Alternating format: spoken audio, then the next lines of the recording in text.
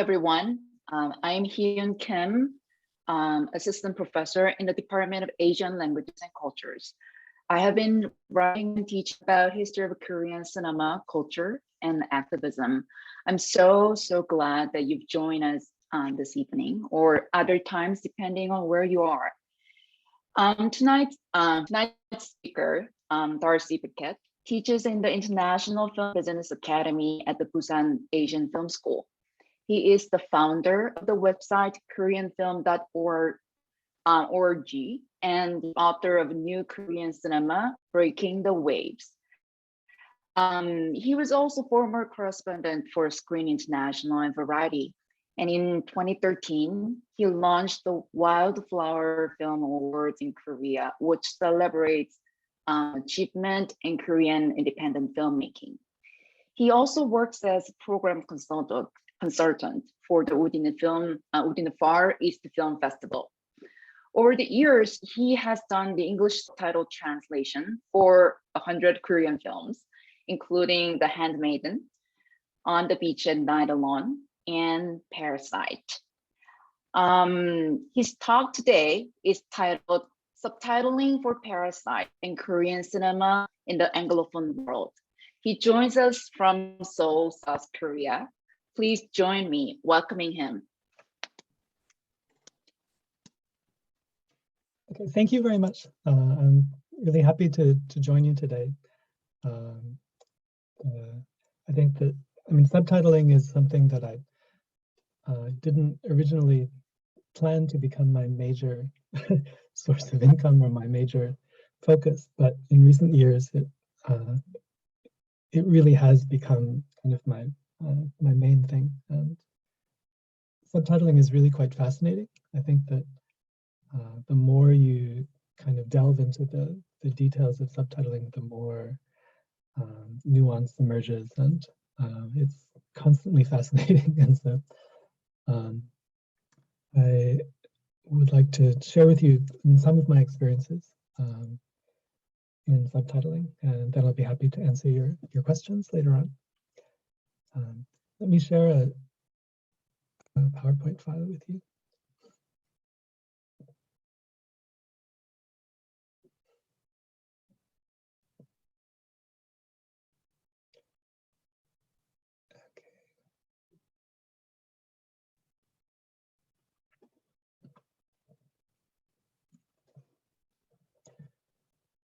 Okay, so there are a number of different topics that I'll cover today. I'll begin just by talking about the process of subtitling films, and then the importance of keeping things concise while translating.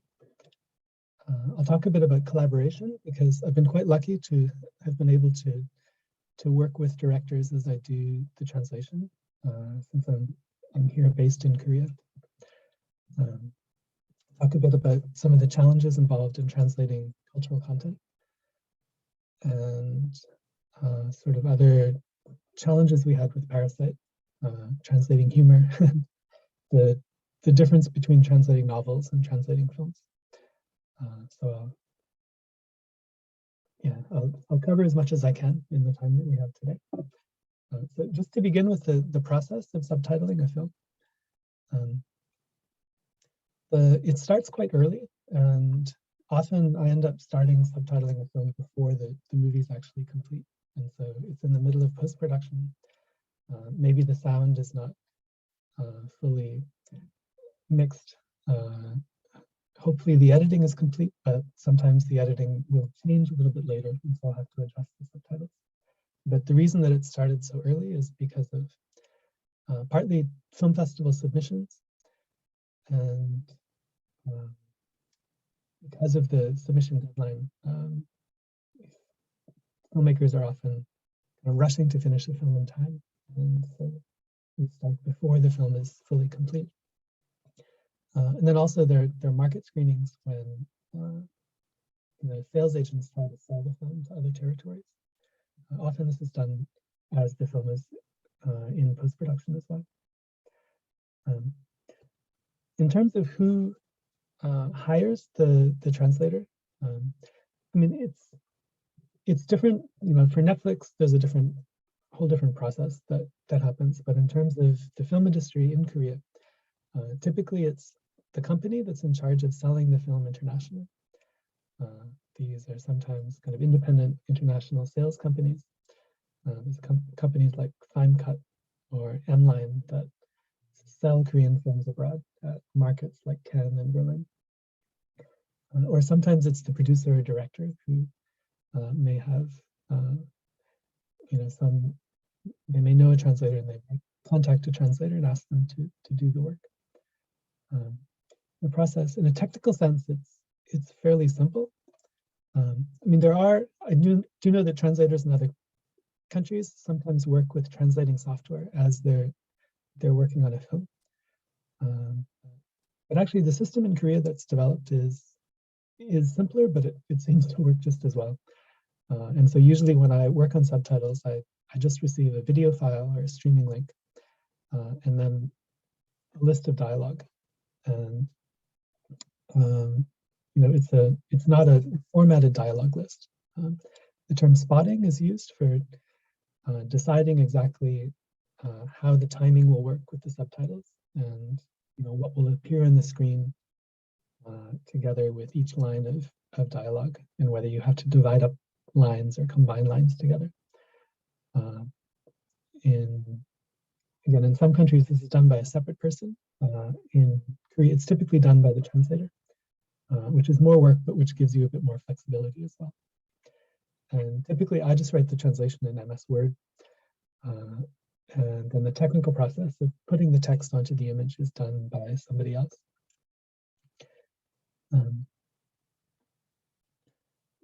There are certain limits that you have to follow when you're doing subtitle translation. Subtitles are either 1 or 2 lines. And usually I work with a maximum of 37 characters per line. Netflix has a 42 character limit, and so there are some cases where you can go a bit longer. In the case of films that apply to or screen at the Cannes Film Festival, the maximum is 37, because movies that screen at Cannes are actually screened with French subtitles, and so the file itself will have French subtitles embedded in it, and then beneath the screen, during the screening, the English subtitles are presented on this electronic board, but the board is of a limited width, so you can't go beyond 37 characters, so it'll just be cut off. It really depends. I mean, sometimes for films that have subtitles in multiple languages, you may end up using a single long line rather than 2 shorter lines. In terms of deadlines and how much time you're given to do a translation, ideally I'd prefer to have 2 weeks to do the initial draft. I don't always get that much because filmmakers are often rushing to meet deadlines, and the filmmakers themselves are struggling to finish the editing on time in order to submit it to a film festival. So yeah, there are times where it's much more rushed, but typically 2 weeks is a good time for me to be able to do the initial draft and then to go over it a couple more times before I send it to the production company. This is just a sample of what it looks like. So that on the left, this is the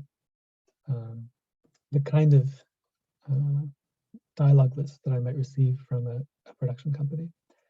And then I listen to the film, watch the video, and then decide where to divide it up. And so, for example, like this bottom line, rather than just put the whole thing on the screen at the same time, listening to the timing of it, this previous line and then the first part of this bottom line are said quite close to each other. And so like on line 45 right here, I combine those together into one subtitle, and then put the rest of this line of dialogue in a separate subtitle.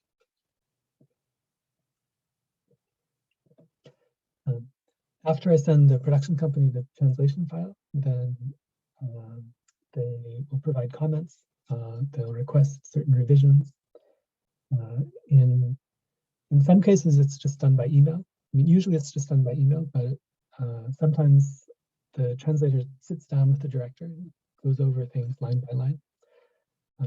This is a lengthy process. It can't be done in a day typically. So it'll take anywhere from 2 to 4 days to go through the film. But in doing that, you can get a really fine-tuned and I think much better translation. And then later, even after we kind of finish the initial process and the film is submitted to a film festival, later there may be, small changes made to the editing or the dialogue. And so the translation sometimes needs to be updated later. And for the bigger commercial films that I work on, the translator is often expected to translate the press kit as well and other marketing materials. So one of the biggest challenges in translating is keeping things very precise. And so I'll just talk a little bit about that here. Subtitles do appear on the screen very briefly. And so the translation needs to be compact enough so that you can read it in the time that's available to you. And I would argue that it's important also just to use the kind of language that ideally is easy to understand at a glance.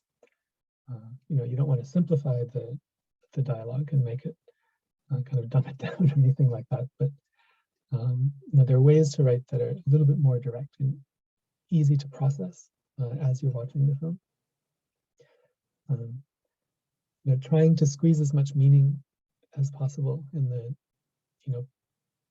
the shortest amount of words or characters is, I think, one of the most important skills for a translator. It's really something that doesn't come naturally, but becomes a little bit easier with practice. And then there are certain things I try to avoid just to make it, again, a bit more comfortable so that the audience can focus more on the visuals and the acting and not spend too much time reading the subtitles at the bottom of the screen. I do tend to avoid phrases that have two possible interpretations. So for example, a line like, I'm going to tell her could mean I'm planning to tell her, or could mean like I'm on the way to tell her. And probably this is clear from the context of the scene, but even so, I think that there are benefits to avoiding phrases that have these, two possible interpretations, so that you don't have to stop and think and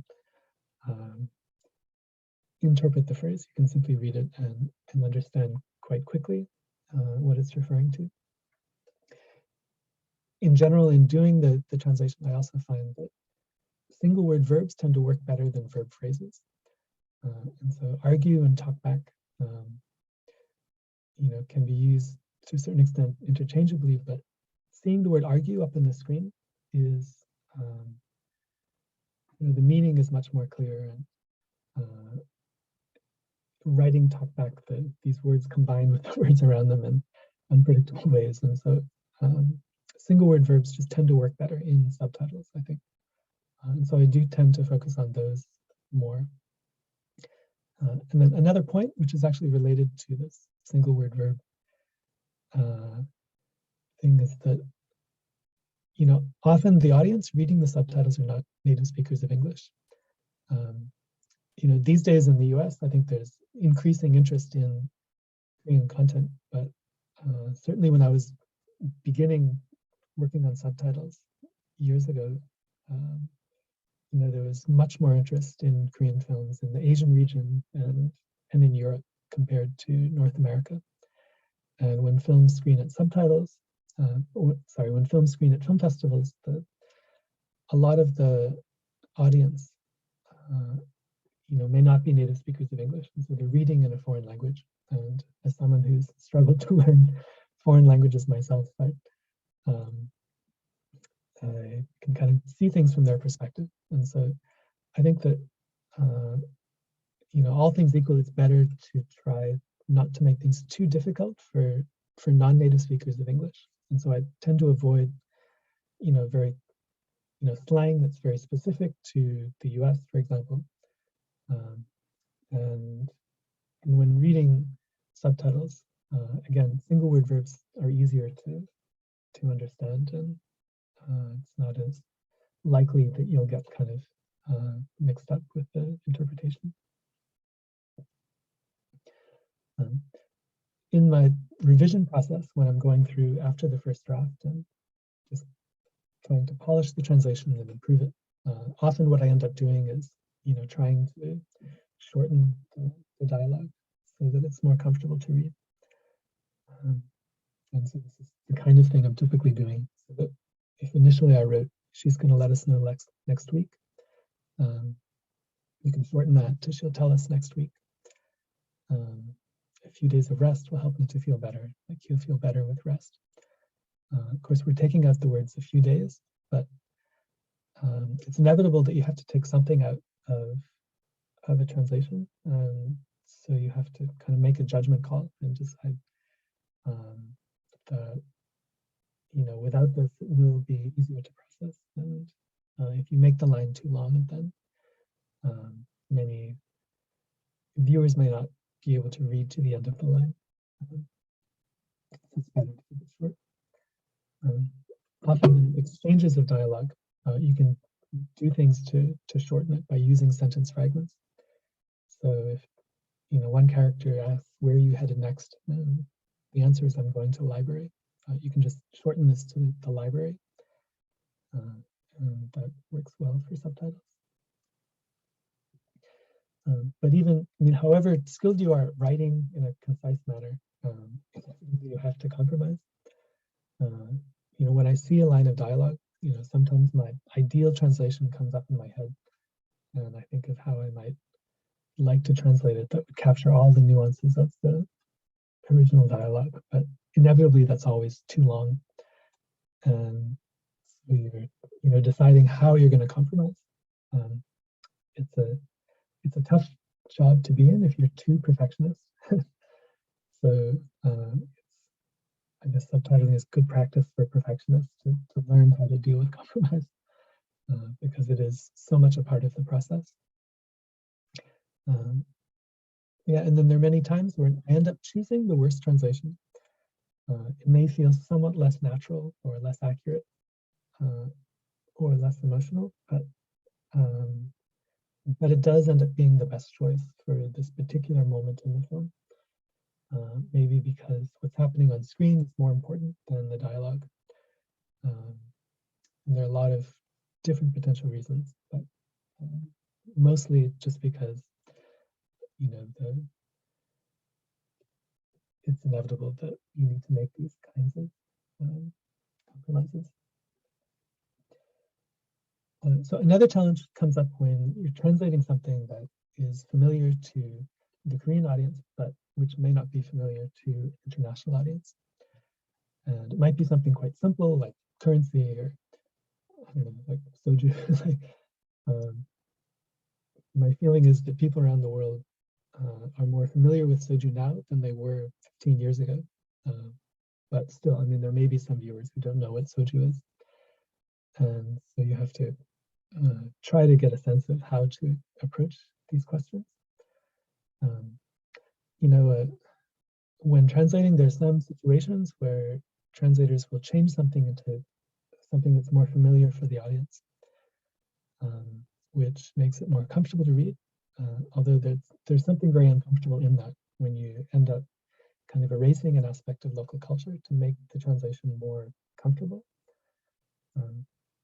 On the other hand, sometimes it feels unfair to expect viewers to have a really detailed knowledge of Korean culture. And when I watch a film from Romania, I may not be familiar with all the cultural nuances of what's going on. And so I appreciate it when the translation gives me a little bit of help in understanding something. And ultimately, this is the kind of thing where you can't have a set rule that you follow.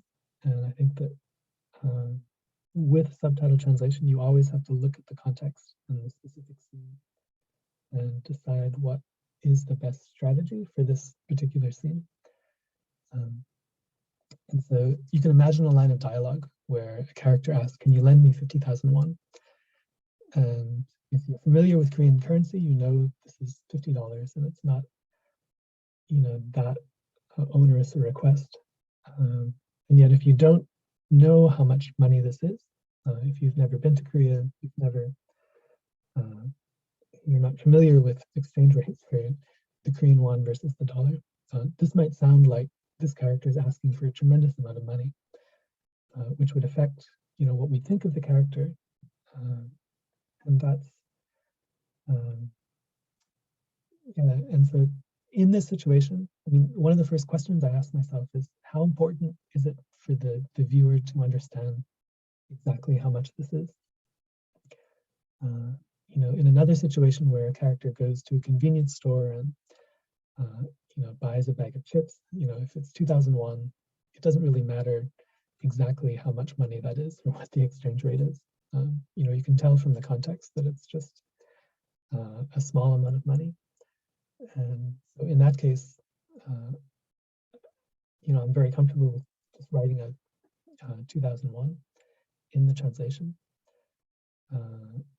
But if it is really important for the viewer to know how much money this is, then you need to kind of move to step 2 and figure out, is this meaning going to be clear in context? And, sometimes you can see from the reaction of the other person. One character asks, can you lend me 50,000 won? And the other character says, sure, and pulls a single bill out of their wallet and hands it to them. Then you can understand the situation that it's not, a huge amount of money. But if the scene doesn't play out like that, then maybe you need to try to include some extra information in the translation. And so, another example here, your boyfriend looks like Lee Byung-hun, and some percentage of the audience will probably know who Lee Byung-hun is, and some percentage of the audience will not know who he is.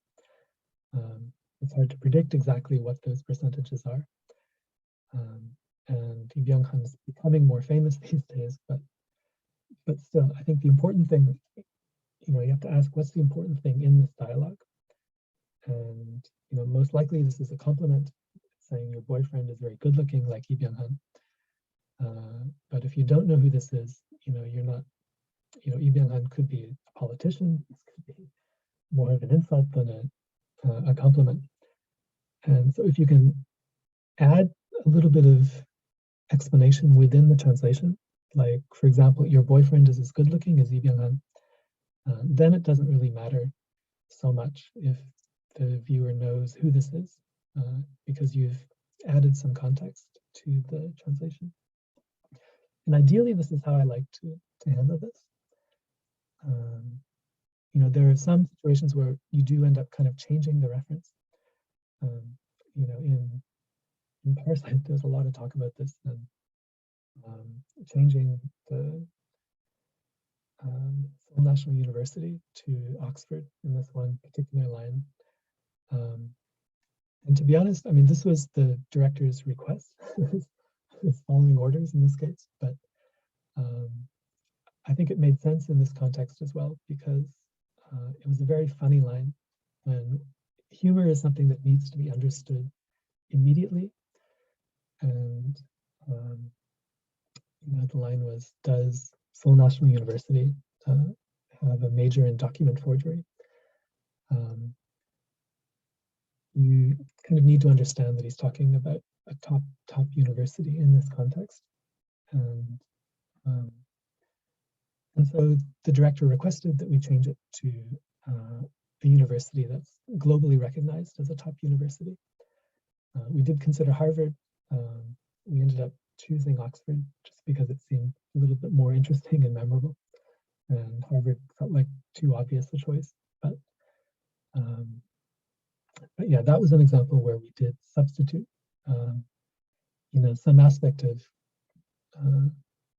Korean culture and replaced it with something else, which, to be honest, always makes me a little bit uncomfortable, but sometimes I think it makes sense. I mean, this is another I'll just kind of describe this briefly.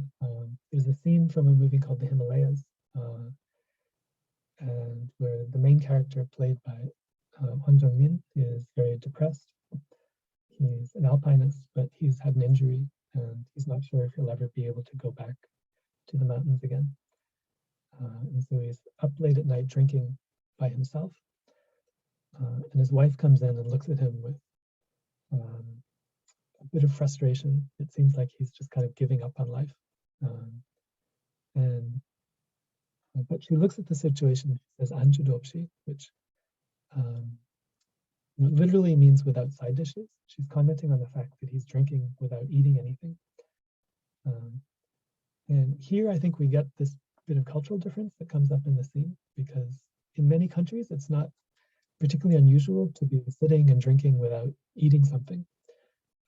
Eating something is a nice extra perhaps, but it doesn't seem strange if you're drinking without eating.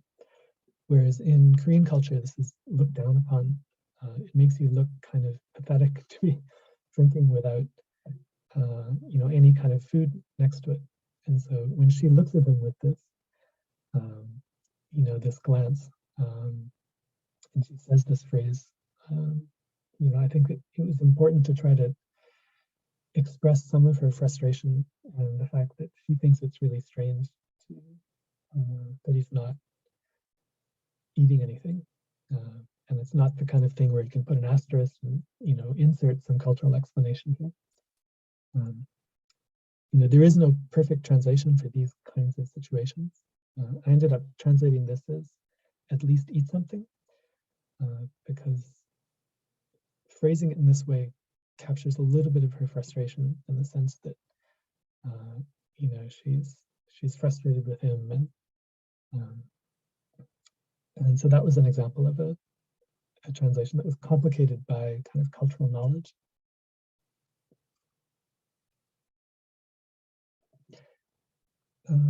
There are examples like this in Parasite as well. And actually, I'll play you a clip from Parasite, but that again, it's a moment where some cultural explanation was required in order to fully understand the situation here. So let me try to share the video with you now, and we can do this.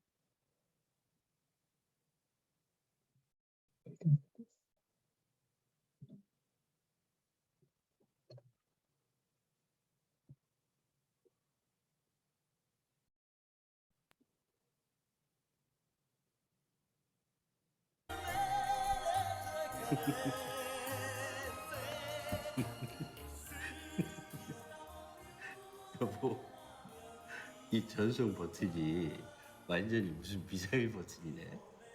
뭔 얘기야, 여보? 아니, 이 버튼만 누른다 그러면 전 양반들 꼼짝을 못 하잖아. 이게 완전 북한 미사일이야. 북핵 미사일 버튼. 경의하는 최고領導자 김정은 동지께서는 오늘 이번 일가족 사기단의 동영상을 보시면서 그들의 악랄하고 저급한 도발에 대해서 경악과 분노를 금치 못하시었다. 이거 진짜 오랜만이다, 여보. 이에 위대한 수령께서는 작금의 한반도 비핵화의 과정 속에서 마지막 남은 단 한 발의 핵탄두를 저들 미치광 일가족의 간악한 아가리에 처박을 하는 궁극의 지령을 내리셨다. 역시 종북 개그의 지존. 사랑해요.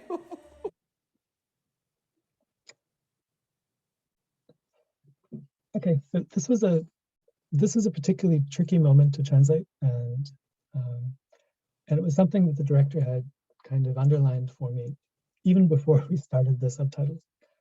A lot of directors may be very detail-oriented when we go through the translation, but I think nobody can really compare it to Bong Joon-ho. And before I even kind of received the file and started translating, he sent me like a 3 or 4 page email with all of these points in the film that he thought would be particularly challenging to translate. And he didn't really give me suggestions, but he said, this is what I want to express in this particular scene, and this is what I'm worried might the audience might not fully understand. So please find some way to deal with that. And so this was one example, because the Korean audience, when they're watching this scene and when they hear her voice, she's imitating North Korean news anchors. And in South Korea, you often see this on the news, like they'll show you clips from North Korean news. And there's a news anchor who's quite famous and speaks with this certain diction that this character is mimicking in this scene. And the South Korean audience will recognize that immediately, whereas an international audience will understand that kind of she's speaking from the point of view of a North Korean, because she says our dear leader Kim Jong-un, but may not pick up on the fact that what she's imitating is a news anchor at this point. And so we ended up kind of sticking this explanation into this subtitle right here, because literally what he's saying is like, you're the best at North Korean jokes or North Korean gags. This allows the audience to kind of understand a little bit more about what's going on.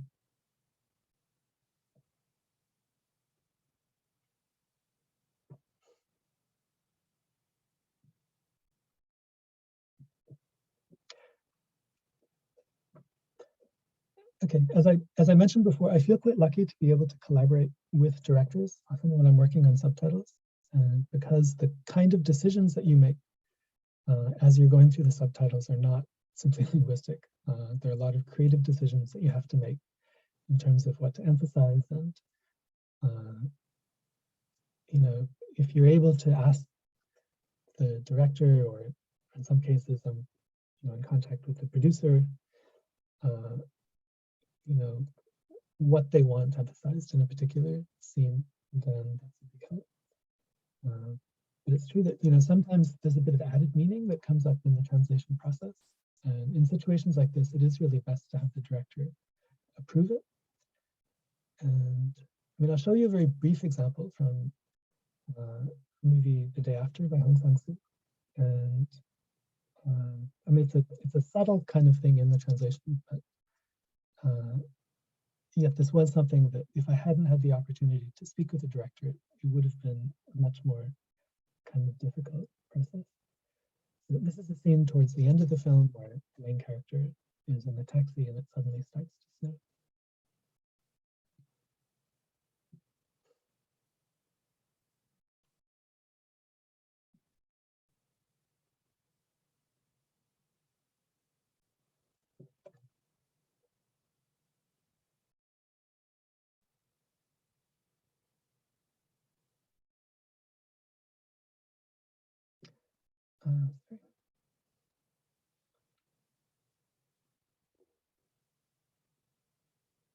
Sorry.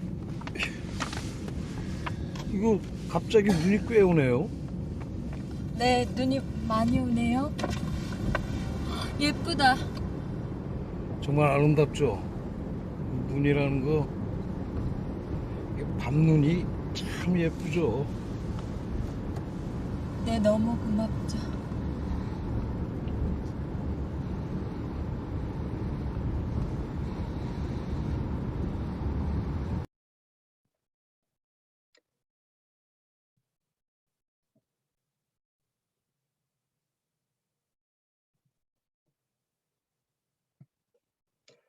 Okay, so the last phrase in this, it's quite simple, and yet it seems like an important moment in the scene. The taxi driver saying, snow at night is so beautiful, and the response of this character is,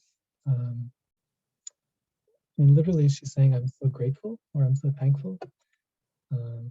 And yet this line, it's really kind of tricky to state it in English, because if you simply say, I'm so thankful, it feels like something's missing from the line. If you say, I'm so grateful for it, you know, it's a word that doesn't, it's a phrase that doesn't carry much, you know, it's kind of a weak phrase. When you end a phrase with, you know, words like for it, then often a lot of the energy goes out of the subtitle. I've found that, you know, the last word in a subtitle is often kind of the key, you know, the key moment when you're translating. And so if you can end it with a stronger word, then the subtitle as a whole, you know, it has more energy. And, you know, in particular, if this were just a casual comment, then it wouldn't perhaps matter as much. But when you look at the performance as well, like when she says the word, there's an emphasis placed on it. And so I was trying to think of the best way to translate this, and I came up with an idea that kind of moved away from the literal translation, and to have her say instead, yes, it's such a blessing. But the word blessing is a word that has different connotations than 고맙다, just thank you, or grateful in Korean. And, you know, in particular, it has some, you know, religious connotations. And so looking back on the character in this film, actually in the film, she does talk a bit about religion. She is a religious character. And so I was less worried about, you know, I was less worried that I was putting words in her mouth that she wouldn't be likely to use, you know, in her daily life. But I was actually worried a little bit about the opposite, that if I used a word like blessing, that it may have seemed that I was overcompensating somewhat. And because, you know, at the end of this process, I was able to sit down and watch the film together with the director. I simply asked him, are you okay with this translation? And he said, yes, it fits her character. And so, and it was very easily resolved.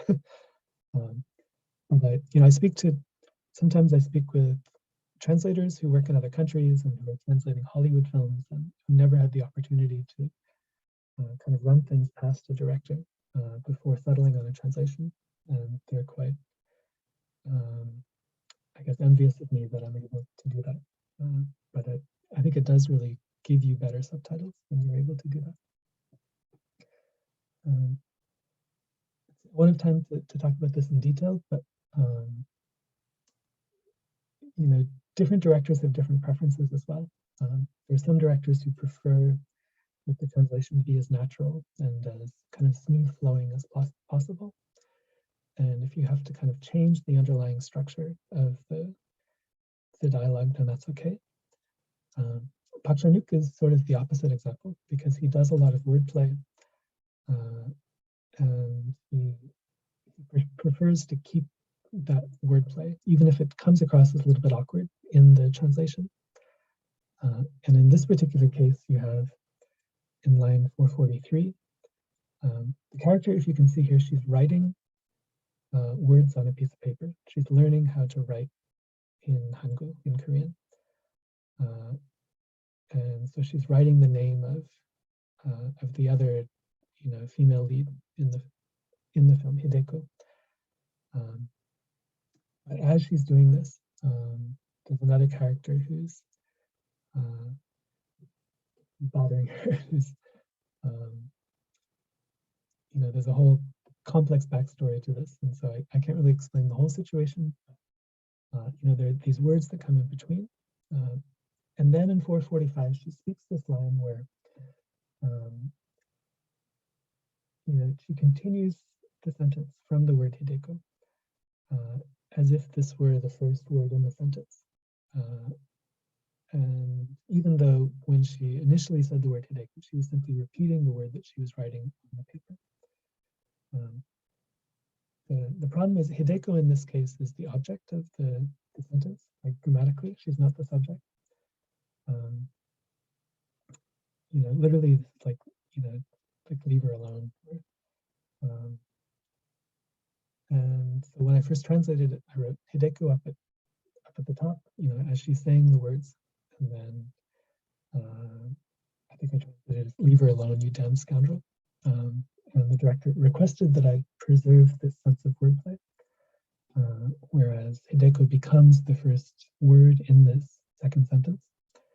The problem is in English, you can't really do that. Put the object of a sentence as the first word. And so we had to rewrite it and turn Hideko into the subject of the sentence. And Hideko doesn't like it, you damn scoundrel.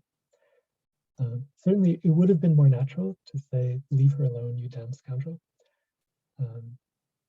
Or "Leave Hideko alone, you damn scoundrel." But this does preserve, the wordplay of the original. And so there's definitely an advantage to that as well. But yeah, that was another example of something that I discussed with the director. Okay. I mean, there are other certain challenges involved in translating Parasite. One of them had to do with names. In this case, there was one character. Yeah, I mean, we see him right here. And yeah, because he appears only briefly at the beginning of the film and then doesn't appear later in the film, the director was concerned that viewers might not remember who he is, and yet his name comes up later in the dialogue. His name is Minhyuk.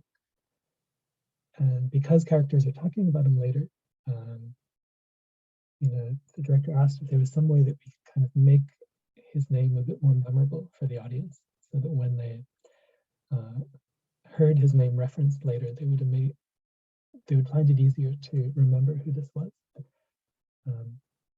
And so ultimately what we ended up doing, it's not a huge change, but instead of writing Minhyuk, we wrote this name as Min. And so he's the only character in the film with a single syllable name. And in doing that, we thought it might just make it a little bit easier for the audience to follow and understand who he is. There are a lot of repeated phrases in Parasite, and sometimes one character says this particular word or phrase, and then later another character will repeat that.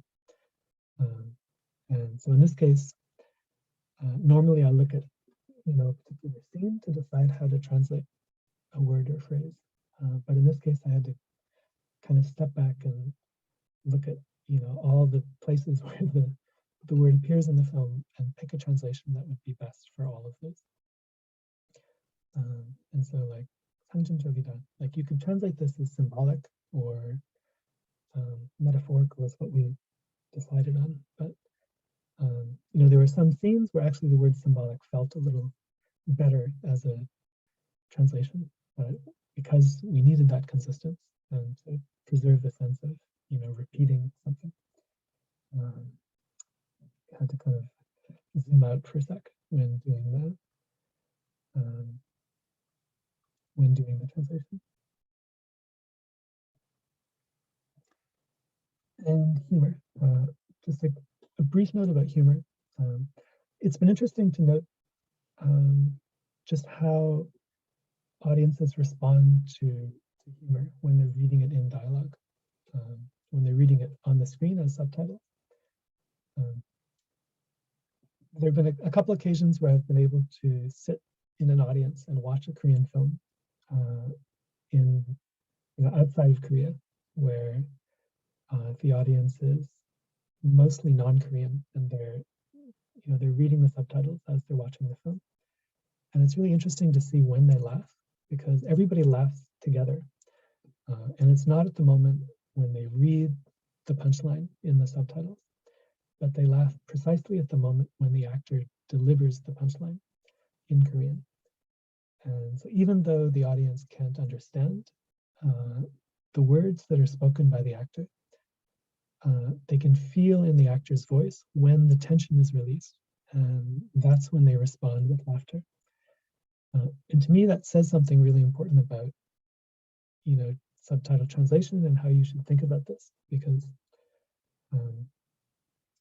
you know, it's not simply that the audience is reading and only responding to the words that you're writing. You know, they're responding to the performance as well. And so when translating humor, I think you need to kind of think about that. You need to keep the translation short and easy to comprehend, but also you don't have to kind of over compensate for it, because it's the performance that's going to carry most of the humor, and you know, the facial expression, and then the image of the actor. And that relates to a broader point, which I'll close with, which is the difference between translating novels and translating films. You know, when a novel is translated, I mean, it's possible to open, you know, for bilingual readers to open up the original and the translation and then to compare the two. But this is usually not what's done. You know, the translation simply replaces the original. But when you're watching a subtitled film, you don't replace the original dialogue. The audience can hear the dialogue. They're sitting in the audience experiencing that dialogue. And even if you don't understand what the words mean, you know, so much of the emotion and meaning of that dialogue ends up being communicated to the viewers through their tone of voice and their facial expressions and you know, different nonverbal cues. And you really can't ignore that when you're doing the translation. If the audience can sense some kind of a gap between the emotions that they're feeling in the performance of the actors and the emotions that they're seeing in the subtitles, then it's going to feel somewhat uncomfortable. You know, if the subtitles are more enthusiastic than the performance, then that's really awkward. And the opposite too, if the performance is really intense and the subtitles don't capture a bit of that, then that feels strange. But ultimately, the subtitles are complementing the performance. For that reason, I think the translation can be a little bit more minimal than it would be for a novel translation, because you don't have to fully reproduce all of the emotion in the original. Like, the emotion is there on the screen, and you just have to complement it. So in that sense, over the years, I think my translation has become a bit more minimal, and I do try to just put up onto screen only what you need. But I do think a lot about kind of shaping the translation so that it fits the performance.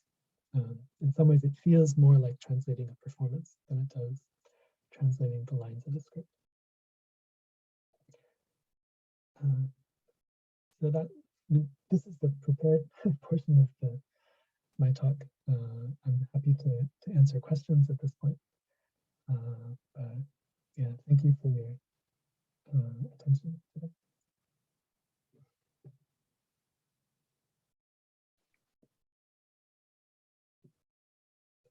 Thank you so much, Darcy.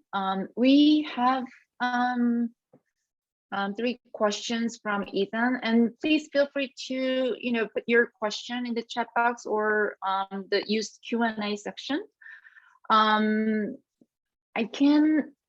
Maybe we can just start with the first question, which is, do translators ever peer review with other translators? Are multiple translators hired to subtitle for the same film to get the most precise nuances and meanings? Well, I'm glad you asked that. It's something that's kind of on my mind these days.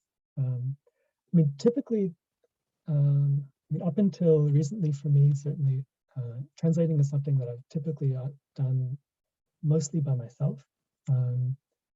Although I do often ask for help. And so, you know, because I started learning Korean in my 20s, I'll never be a perfect native speaker of Korean. And there are times when I might misunderstand something or miss some nuance in the original dialogue. And so I have a friend who I often ask to I'll often ask her to check my translation. She's a translator the other way. She's an English Korean translator of subtitles, and so she kind of knows all the nuance, and she's very perceptive, and her feedback is really helpful to me. Years ago, when I was just starting working on subtitles, I would do co-translation, and so my Korean wasn't good enough at that time to do the rough draft on my own. So I would sit down together with a friend and we'd type it out together,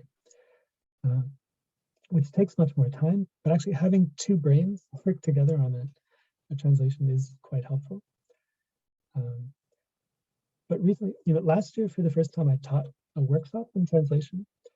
It was a 6-month workshop that was sponsored by the Literature Translation Institute of Korea. And so I was training or mentoring, 6 young translators, some Korean, some non-Korean, and we did a lot of collaborative work in the workshop, and many of them really enjoyed working together with each other, and they found that they were able to combine their strengths in interesting ways. And so actually that group of 6 translators are in the process of launching their own translation company right now, and they do collaborative work together. And so working with other translators it does take more time, and you have to share the fee, of course. But there are a lot of benefits to doing that.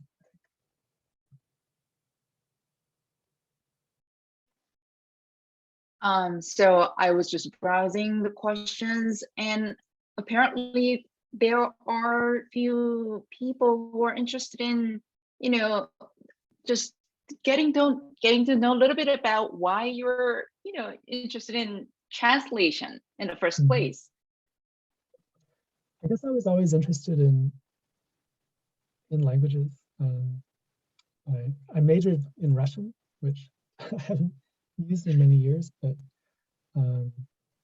somehow I majored in Russian and then ended up in Korea. But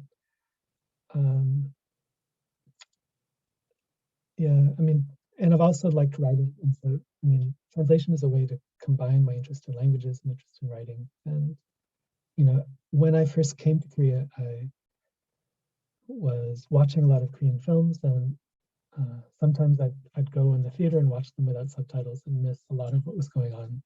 But at film festivals, I had the opportunity to go and see them with subtitles. But the quality of the subtitles really varied, and I got a real sense that the translation really affected how one experienced the film. And so when I got a chance to be involved in that process, I really enjoyed it because I could feel that it was really important for the audience.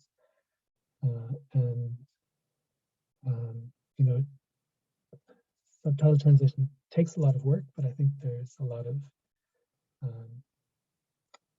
it feels kind of rewarding when you're able to see the final result, and it seems to go well.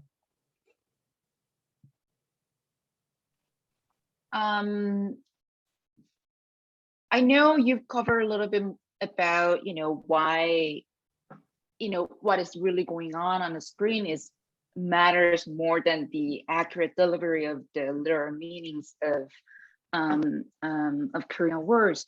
There are a couple of questions on the process of this delivery. Ethan's question is, when prioritizing single word verbs over verb phrase, can't nuance be lost to an extent? I understand that using phrases might decrease the demographic that can comprehend, but isn't that the point, to get the most accurate translation? Well,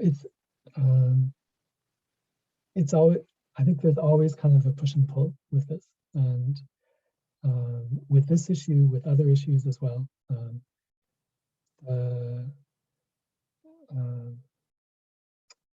There are moments when you have to choose whether you capture the emotional nuance of a particular scene better, or whether you capture the literal meaning of a line better.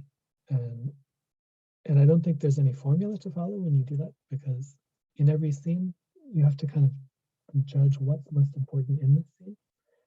And certainly there would be moments when I think if there is some really important nuance that needs to be expressed, and there's no way to do it in a kind of a simpler way, that, you know, I will put in a more difficult, you know, use more difficult language to express something. And with the knowledge that, you know, there may be some part of the audience that isn't able to follow that.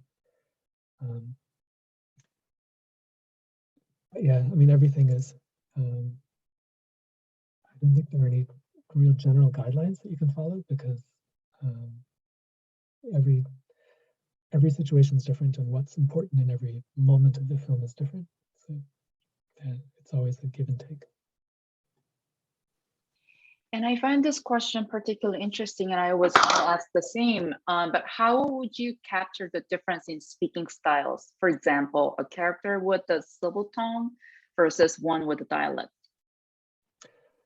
Yes, it's very hard. I mean, dialect is something that is a big challenge, because a lot of Korean films use quite a bit of dialect. And, you know, I've translated films, for example, that are set in Busan that have really strong kind of gangster slang and everything else. And for the Korean audience, when they're watching the film, that's one of the pleasures of watching the film, is, you know, kind of hearing this dialect and presented in such a creative way. Sometimes the dialect, I think, is exaggerated, you know, beyond what people would use in reality for effect. But there are real problems when you try to reproduce that in the dialogue, partly because dialect is not simply a word choice, it's intonation, it's delivery. And, you know, if I were translating a dubbing script, I would have much more leeway, I think, to try to not mimic, but, you know, reproduce some sense of the dialect in terms of, you know, a dubbing performance. But when you only have words on a screen, I think there are real problems if you try to do this too much. It comes across not only as awkward, but sometimes it can come across as feeling somewhat demeaning to the characters. There's a real question of, you know, which dialect would I choose to represent Busan dialect, and which raises cultural issues as well. And I mean, to me, the most important moments when you have to express that kind of thing is when you see a clash of two different dialects on screen. So, for example, someone from, you know, the southeast region,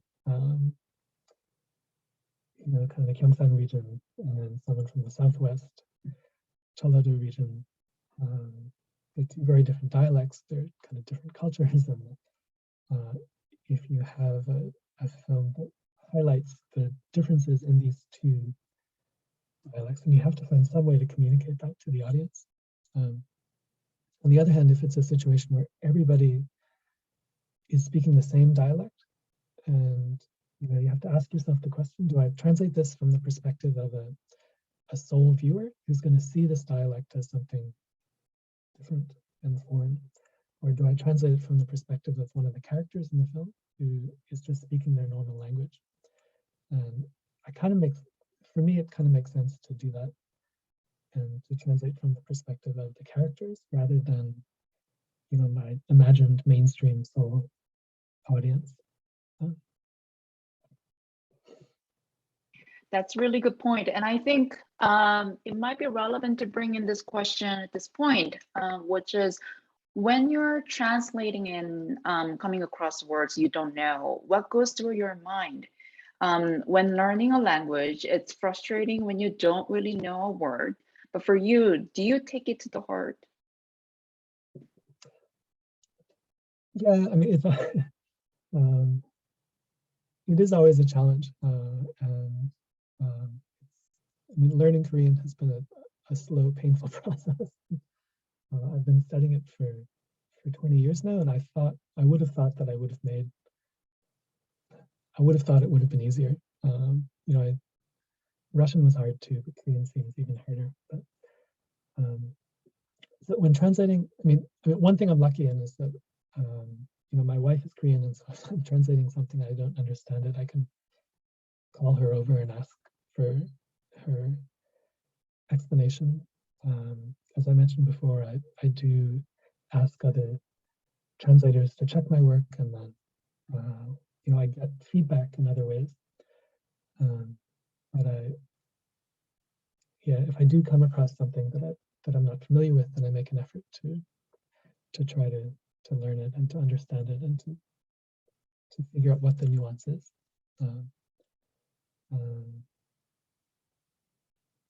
So again, I'll probably continue doing that all my life, I think. But it gets a little bit easier year by year, but not by too much. I guess struggles on. Yeah. And I think there is a question about the process of translating itself. So 2 weeks for an initial draft seems not much time. Do you worry that the demand for product is getting faster? How does it impact your satisfaction with the translations? Any examples of translation that you would have done differently with more time? Yeah, 2 weeks, in one sense, it is a short amount of time. In one sense, also, again, I hear from translators working in Europe, and they say 2 weeks. That's so long. They're so lucky. They get 3 or 4 days or something to do a major work. And the pressure, the trend these days is actually towards, with series, you have, all these episodes to translate. There's so much text you have to get through, and the time pressure is really strong. I think the working conditions for translators are really not improving these days. They're sort of getting worse because there's so much content, and particularly on OTT platforms, and the way the work is done through vendors, I think doesn't help the process. But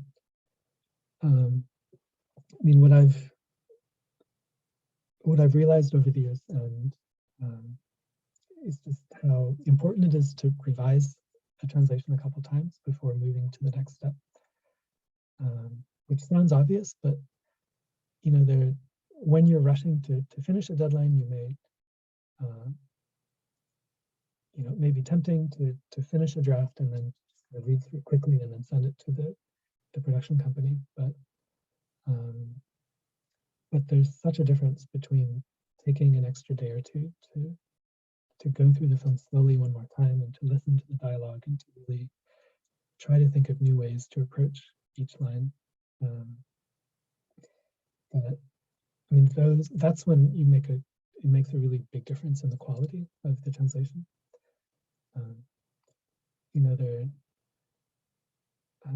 Sometimes people ask about how I prepare to translate, and do you watch the film first? How many times do you watch it first before you start translating? To do any additional research? And usually I jump into the film as quickly as possible, and I actually don't watch the film first, which surprises a lot of people. But the reason for that is because the time is so tight, and I end up kind of dropping everything and just focusing on the film. But even when you do that, it's still a huge amount of time pressure. And by starting right away, it gives me a little bit more time for revision later, which is the more important thing. It's definitely true that when you're translating, you need to be aware of everything else that's happening in the film. But that's something that I can kind of fix in the revision process. And there are personal reasons why I kind of like translating a scene as I'm watching it for the first time and experiencing it for the first time. If you've already seen a certain scene, then in some way you react to it differently. And I don't know if it makes a difference, but translating a scene as I am experiencing it for the first time, I think it gives me a slightly different perspective. And since I'm going to be revisiting this scene later a couple times anyway during the revision process, I think it makes sense to do that. And because it's so much work and effort to get to the end of the film, wanting to know the ending is another thing that kind of pulls me through and gives me a little bit of extra energy as I'm working on it. First, I thought I was the only one doing this, but actually, I think a lot of translators take a similar approach to that. We know that you've also translated the script of Snowpiercer, right? Yeah, it was. Yeah. Actually, yeah, I worked together with it. With a friend of mine. Yeah, could you tell us a little bit about that? I mean, how was translating an entire script different or similar to translating subtitles? Yeah, with the script, the key thing for the script, I mean, usually in screenplay translation, there's less pressure to translate things in a concise way, and it's more important to be accurate and to capture all of the details and nuance. And so when I'm working on a screenplay, it's a much longer translation. I can kind of make any sentence as long as I want to, and so I do approach it in a very different kind of way. I mean, Snowpiercer was a special case in that the dialogue, the film was going to be shot in English, and so in that case, you have to really think hard about how you approach the dialogue, because these are the lines that are going to be spoken by the actors. On the other hand, I also knew that after my translation, the director was planning to send it to a Hollywood screenwriter to kind of polish the script and to work on things. And so I was kind of like the middle stage in the process. But still, I think that, because the person at the final stage wasn't someone who understood Korean, I had to work and try to capture as much of the humor and nuance of the original as best as I could, and then pass it on. Maybe we can talk a little bit about the politics of translation, because there's a question from Elizabeth. I'm interested in a quandary you raised earlier about swapping location and the references with more quote-unquote globally recognized ones, like Oxford for Seoul National. What are your thoughts on the role of translators in addressing balances of power or globalization of certain cultures over other cultures? I think it's really important for translators to be aware of these issues and then to think about them as they're translating. Because, yeah, I mean, so much of that is reflected in the translation, regardless of whether you're thinking about it or not. And yeah, so translators need to be sensitive to cultural issues, to power imbalance of, in many different contexts. At the same time, I'm also kind of working together with either the director or the sales companies often have requests and their own input for this as well. And and sometimes it does actually come up as an issue of conflict in a way, but I mean, generally we find some kind of a resolution in a peaceful way, but the sales companies who are hiring me, often their priority is to make the translation as broadly accessible as possible. And they tend to prefer, in many cases, this kind of substitution sometimes.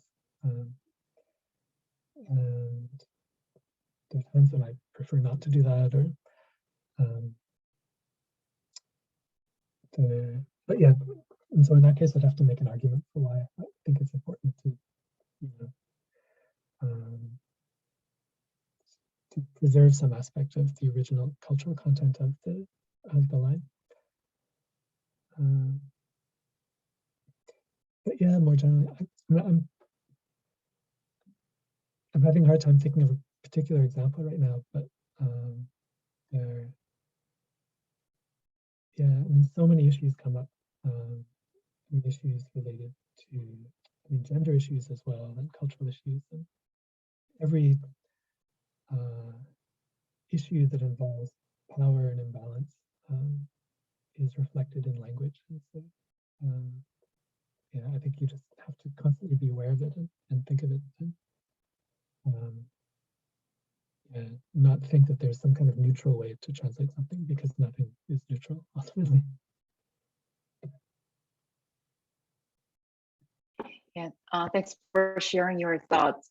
I really wanted to bring you to campus because over the years, I've noticed that there is a growing body of students studying Korean languages and wanting to pursue a career in translation subtitling.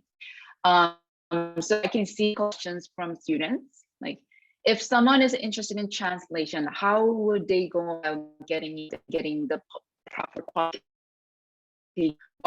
What are some of the recommended first steps? Mm. Yeah, I think these days there are a bit more resources and opportunities available than, I mean, compared to in the past.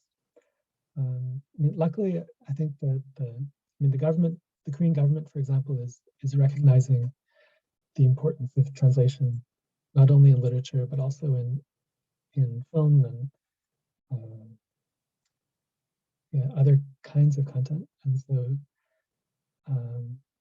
the organization that I mentioned before, the Literature Translation Institute of Korea, was formerly just focused on literature, but when the government decided that it was important to try to train translators in other kinds of media translation, originally they looked at some other government organizations that were focused on media, but then decided that it made more sense to have an organization that understood translation deeply to be in charge of this. And they didn't have a lot of background in media or a lot of context, but in the past few years they've caught up quite quickly, I think.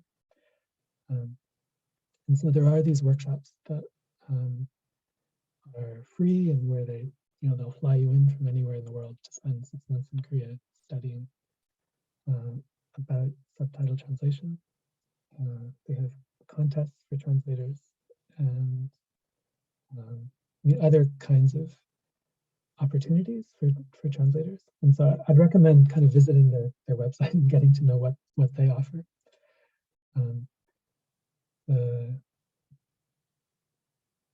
Yeah, I mean, getting involved in film festivals is another way, I think, to sometimes get started in translation. If you see a film that you particularly like, or like a short film, for example, or an independent film, if you're at a festival and you can approach a director and say, like, I'm a translator, if you need any help in the future with your translation, let me know. I mean, that's one way to make an initial contact. The big companies kind of have their system all in place, and there are certain translators who they're familiar with and they tend to work with repeatedly. But particularly for independent translators, there isn't a good system to pair them with translators. And so often it ends up being some kind of personal connection that they go through to find someone to translate their film.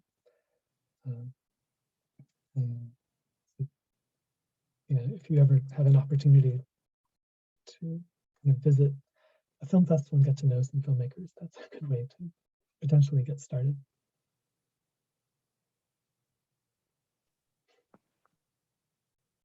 Just quickly going back to the what you said about the politics of translation. There is a new question about any sort of articles or sources that talks about, the translation it cannot be neutral. Would you have any sort of recommendations for us to get started with? Yeah, I mean, I think that the issues that are raised in translation, I think there are a lot of good sources that discuss translation in general, and that may not be specifically focused on subtitle translation, but there's a book, I guess it's kind of a classic at this point. It came out maybe 20 years ago, The Scandals of Translation by Lawrence Venuti, where he talks about this issue is like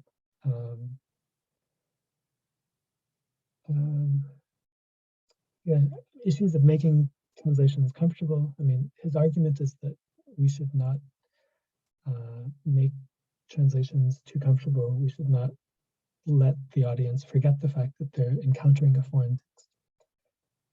There are a lot of ideas related to that in that book. And so within the translation community, that's one. He's a writer who's introduced a lot of similar ideas.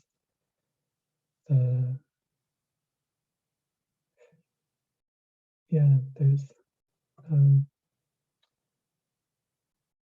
a writer, Mark Norns, as well, who has looked more specifically at translation, but also other kinds of translation. And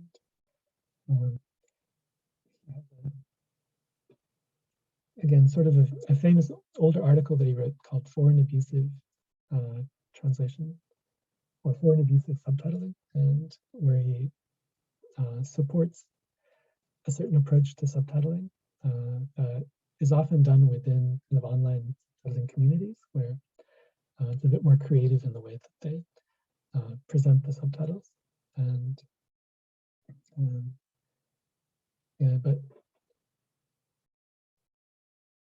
and I guess that his recent work has kind of moved in a slightly different direction. I mean, those are, I guess, good starting points, I guess, for those sort of issues. But yeah, I mean, there are lots of debates kind of raging within the field of translation studies that I think are helpful for subtitle translators. Thank you. And I guess we're getting close to the end of conversation, but there is a really interesting question from you. Are there any sorts of awards like Oscars for subtitling? I don't think so. Not that I'm aware. I have a friend who runs a film festival, and he was talking about the idea of having like an annual award. It's a festival for Asian cinema, and so we thought, we can award the best subtitle translation each year. I think it'd be really challenging because you need people. There are all these different languages, so to compare subtitles from different languages would be quite difficult. There is, now that I say that, there's a new award that's being introduced this year for subtitle translators, also by the Literature Translation Institute of Korea. Like, they have a long-standing award for literature translations, and there's a section devoted to both webtoons and also film in this year's program. And so they will choose one translator to award in this year. And so those are for non-professional translators who want to enter the field.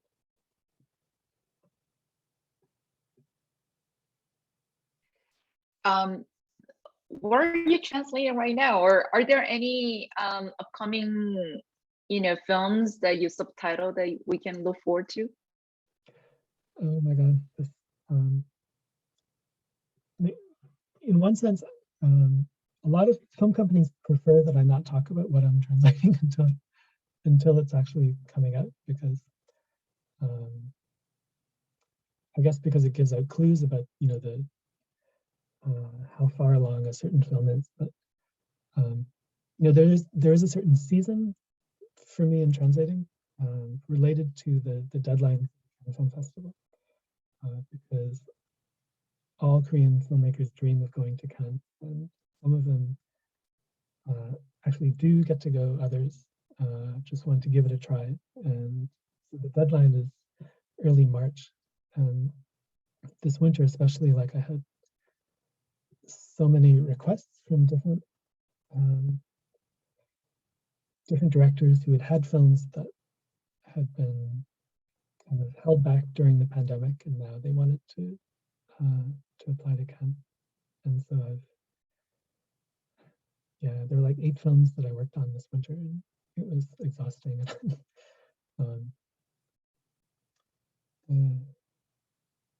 But yeah, I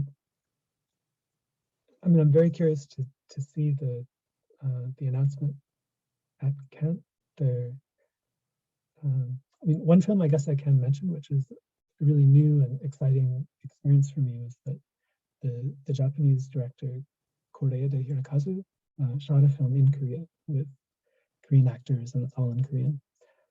And I was able to do the English translation for that, which is interesting because the original script was written in Japanese, but then translated very well into Korean and then shot in Korean. So my translation was based on the actual dialogue in the film. But then he sat down with a trilingual speaker who kind of went over my translation and was speaking with him in Japanese, and then discussing the nuances between the English and the Korean. And so that's how the feedback worked in that case. But that film should be coming out later this year. That's exciting, and that must have been a very new experience for you too. Like working back and forth between. Interesting. So I guess we are wrapping up. But maybe yeah, I like to just wrap up with this question. I mean, if you're mentoring your younger self, what would you teach him? In terms of subtitle translation, the most important thing I learned is what I mentioned before about spending more time on revision and actually less time on the original draft. Like, you can be too perfectionist on the first draft and try to make it perfect on the first time, and you end up spending too much time that way and then running out of time to revise it.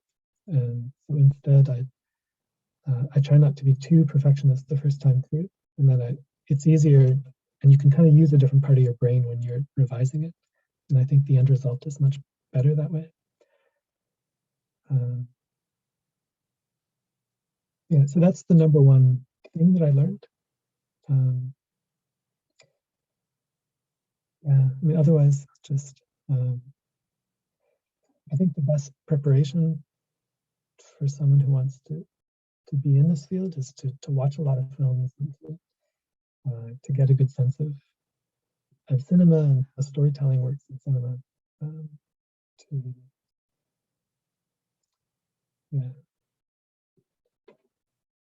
And certainly reading a lot helps for any kind of writer. But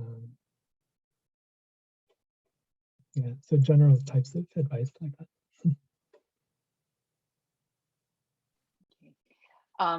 Well, thank you so much for spending some of your morning with us. we're closing today. Thanks everyone for being here, and I hope you stay safe and well. Bye. Okay, it's a pleasure to talk to you.